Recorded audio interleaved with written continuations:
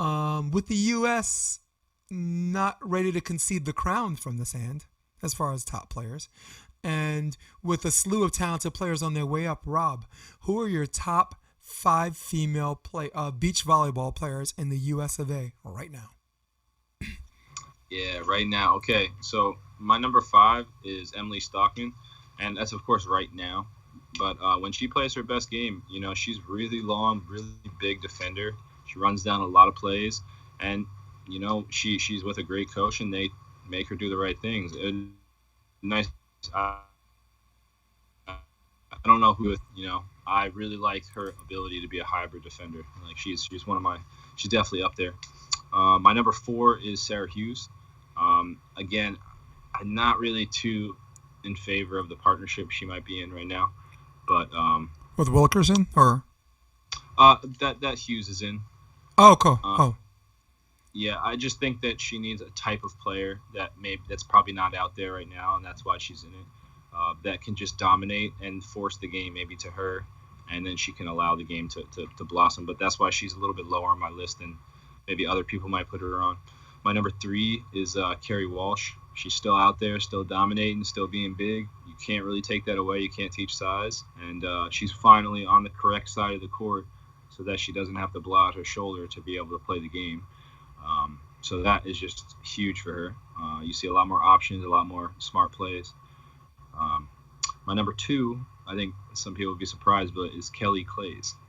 I think her combination of jump serve, be able to move how she does, confidence and mentality, and then she's got a golden shoulder. You can't really take that away.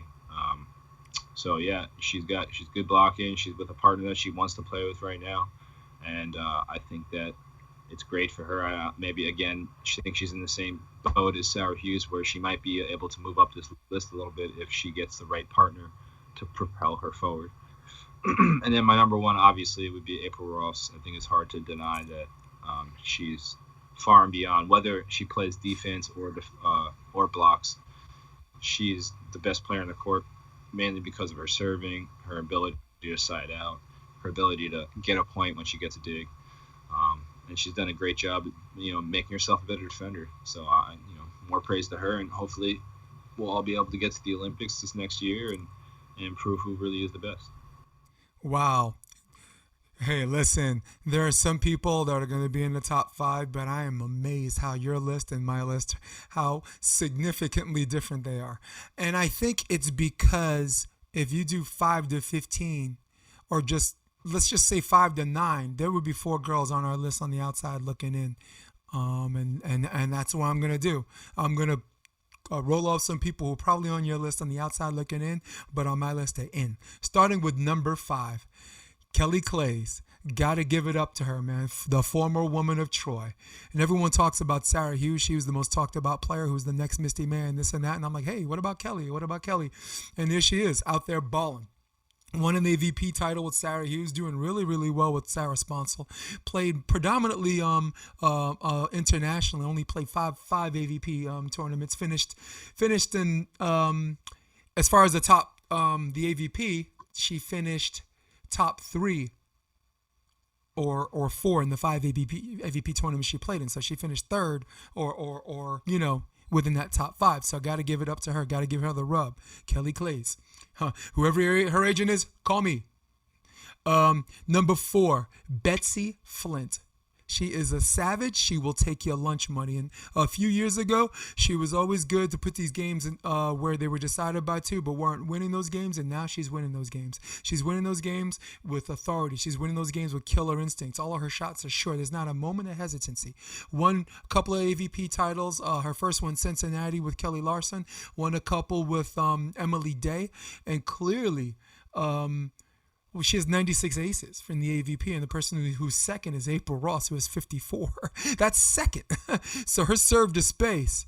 And we both know when you have aces, that don't even tell the story. We're not even talking about like shanks or out-of-system balls people have to bring back, which automatically have teams on their heels. So this woman speaks one language, killer. My kind of language.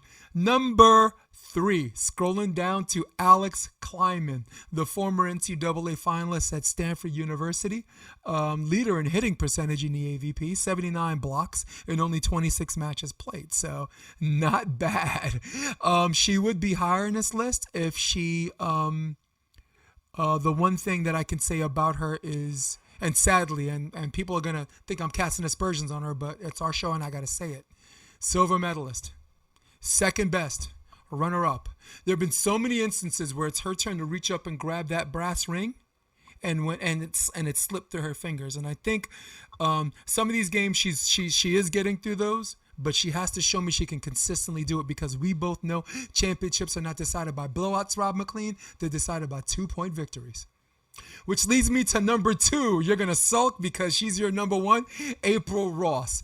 Another woman of Troy, all right? Second in the AVP in aces, all right? Now, she's significantly behind Betsi Flint, but she only played 26 matches. 54 aces in 26 matches. That woman's jump serve is boss. If you're not in that lane, or if you're not facing your platform or angling your platform or literally in front of it, you're going to get ace. It's going to go backwards. It's going to go up somewhere. Worst case scenario, and just like Betsi Flint, 54 aces don't even tell the whole story as far as stuff that doesn't show up on paper. Shanks, stuff you have to bring back.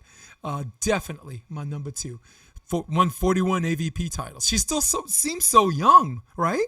How the hell does someone look so young when 41 AVP titles and 25 international titles? Damn. Which brings me to number 1. Call me a prisoner of the moment, but I did talk to some people about this, so now I'm more sure than ever. It is Kerri Walsh, all right? The 4-time Olympian. 5 times if you include indoor. People forget that she played on the indoor team for the women's national team in the 1996 Olympics, or the 2000 Olympics. She maintains her transcendence as far as star power, as far as keeping her promises off the court. There are people that don't play the sport that know who she is, and that's more than I could say about a lot of those people who are full of themselves. All right. I am a prisoner of the moment, and I said it again, but has she slowed down? Maybe. Show me where. Has she lost some of her jump? Question of fact. She never really jumped high in the first place. She just had good reach and timing.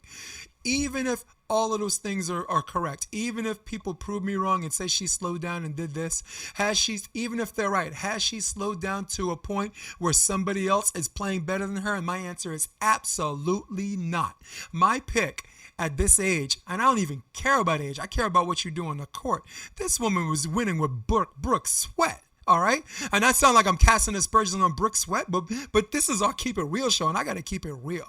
If she had Betsi Flint, if she had Sarah Sponsel, she would do just as good as she done with Brooke Sweat or anybody else. And that's the other point I'm trying to make. She's not, at her age, you figure her partner would be carrying her. No, she's carrying all of her partners, which included April Ross for most of the Olympics until people found out that right side. She don't like that right side too much. So my number 1 pick, not undisputed, of course, with some controversy, is the woman that's not actually playing in the AVP right now, Kerri Walsh. True. Cool, man. Come check out the Option Podcast on OptionVB.com. It's also available on iTunes and Spotify, and on YouTube under the NY Varsity Sports handle. You're going to love what you hear.